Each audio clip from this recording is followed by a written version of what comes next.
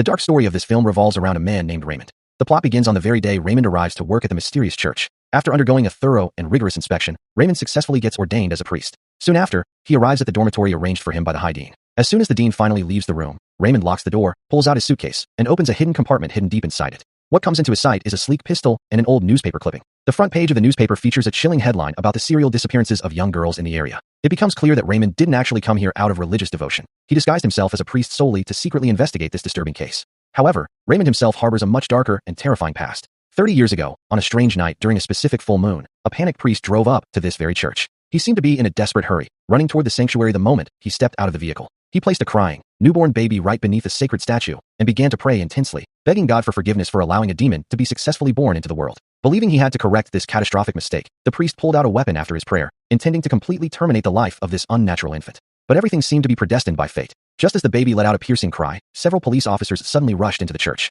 Oblivious to the fact that the infant was actually the living incarnation of a demon, they only saw a mad priest attempting to murder a helpless child. Without hesitation, the officers pulled their triggers, shooting the priest dead on the spot. This baby was subsequently placed by the police into an orphanage, where he grew up and eventually joined the police force himself. That child, now fully grown, is the very Raymond currently standing inside the church. For some unknown reason, the dormant demon inside Raymond's body had never awakened, leaving him completely unaware of his absurd and horrific origins. After cleaning up his quarters, he walked into the grand dining hall and sat down, preparing to pray before his meal. However, Raymond was completely caught off guard. Although the surface of this church was covered in holy compassion, the lunch served to him was a disgusting pile of raw, bloody meat. Raymond just caught a whiff of the foul scent and instantly felt like vomiting from sheer disgust. Yet, to his horror, the other priests treated the raw flesh like an absolute delicacy, devouring it bite by bite with disturbing relish. To avoid exposing his undercover identity, Raymond had no choice but to force himself to swallow the raw meat. Following the meal, the 5 daily prayers commenced. All the priests in the cloister gathered together to perform a high-stakes exorcism ceremony for a young girl who was allegedly possessed. As the dean chanted verses from the Bible, a sinister, invisible force suddenly stirred inside the girl's body.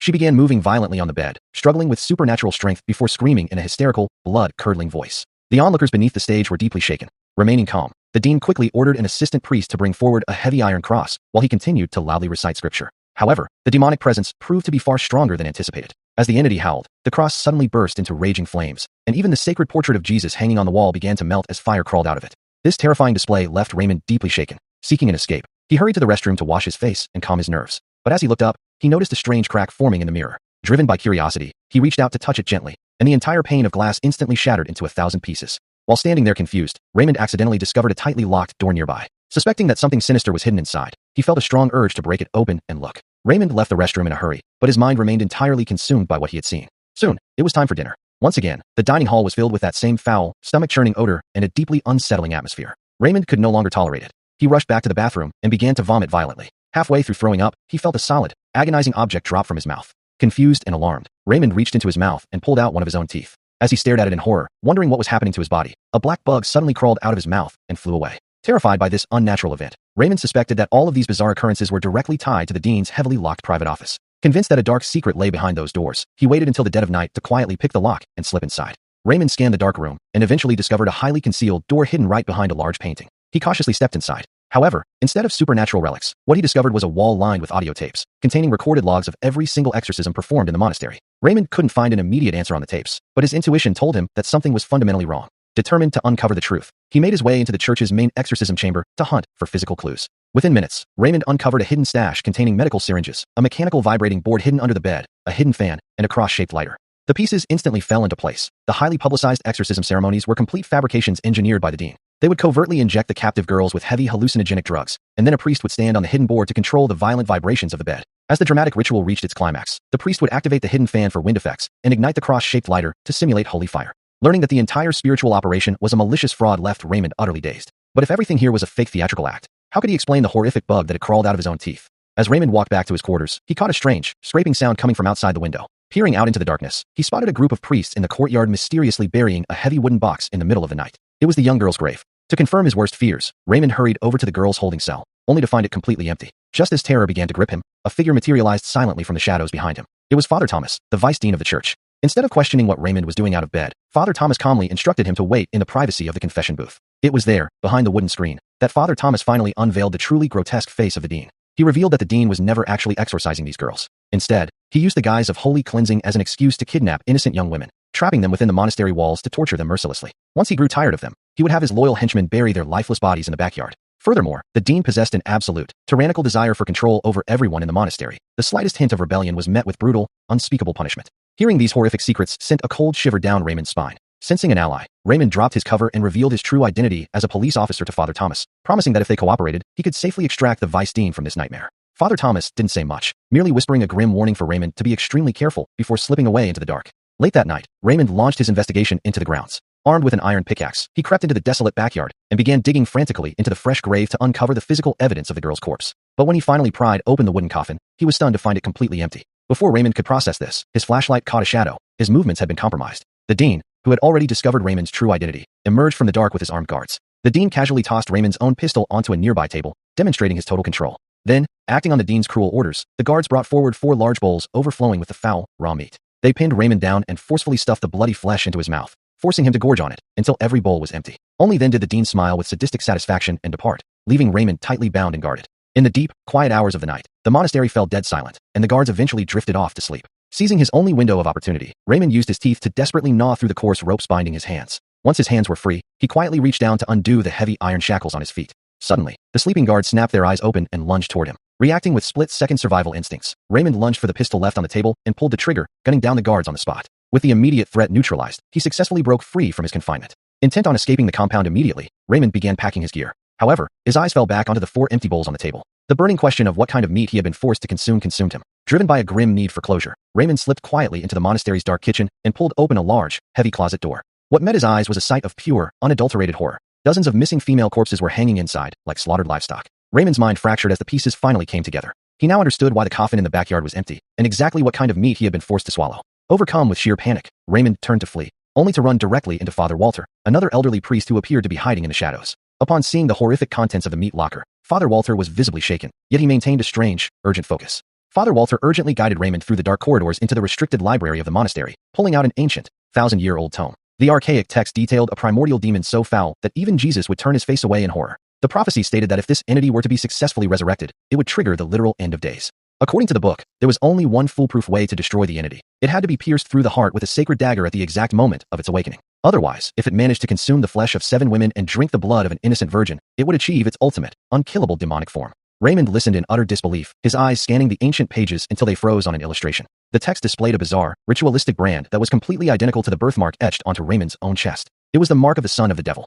Raymond vehemently denied the reality before him, refusing to believe he was the vessel for such evil. But as he recalled every calculated event since his arrival, the missing girl's case that perfectly led him here, and the raw flesh the dean had forced down his throat, he was forced to accept the horrifying truth. The dean hadn't been trying to stop a demon. He had carefully orchestrated everything from the very beginning. Raymond thought he was an independent detective solving a mystery, but he was merely a groomed pawn delivering himself to the altar. Noticing Raymond's spiraling despair, Father Walter offered a glimmer of hope. He claimed to know a forgotten underground passage that led directly outside the monastery walls. Desperate to escape his fate, Raymond bolted into the dark corridor without a second thought. However, the moment Raymond stepped into the passage, Father Walter's frantic demeanor vanished, replaced by a cold, sinister smirk. The entire sequence, the library, the book, and the escape route, was a carefully acted charade engineered by Father Walter and the dean to lower Raymond's guard and drive him directly into a trap. Before Raymond could react, a horde of cultists clad in crimson robes ambushed him, binding him securely to a massive stone pillar. They dragged a terrified, underage girl to the altar directly in front of him and raised a ceremonial blade. The execution was swift and merciless. As Raymond screamed in horror, a cultist stepped forward and pried his jaws wide open. The dean began chanting a resonant, unholy incantation, pouring the fresh blood of the innocent girl directly down Raymond's throat. The cultists then stepped back, holding their breath in anticipation of the devil's grand awakening. But minutes ticked by in dead silence. Nothing happened. The dean's anticipation turned into absolute fury. Checking the ancient texts, he realized the incantations made no mention of a delayed transformation. Enraged that they had expended so much effort, sacrificed so many lives, and achieved absolutely nothing, the dean snapped. In a fit of blind rage, he marched up to the pillar and drove a blade directly into Raymond's chest, killing him on the spot. Shattered by what he perceived as a total failure, the dean sunk into deep hopelessness. He locked himself away in his private quarters, drowning his misery in heavy alcohol. What the dean failed to comprehend, however, was that in the realm of the occult, death is merely a new beginning. The demonic entity could only fully possess the vessel once the host's human soul had been completely extinguished. The heavy iron cross hanging on the wall slowly turning upside down by itself was the ultimate proof of his arrival. As the dean sat in a drunken stupor, the awakened demon inside Raymond's body manifested. Finding the dean's weeping pathetic, the entity decided to eliminate him. The demon silently approached the bed, pressed a heavy pillow firmly over the dean's face, and suffocated him to death. The following morning, the cultists discovered the dean's lifeless body. While deeply shocked by the sudden demise, none of them suspected foul play, assuming he had succumbed to alcohol poisoning. Consequently, they prepared to appoint Father Thomas as the new high dean. Meanwhile, unnoticed by the congregation, a solitary black fly was drawn by an unnatural force toward the deceased dean's face. The moment the insect landed on his skin, the dean's corpse violently snapped awake. The resurrected dean looked down at his own hands in utter confusion, unable to comprehend why he was breathing. But within seconds, a horrific transformation took hold. Every single strand of hair fell from his scalp, and his flesh began emitting a violent,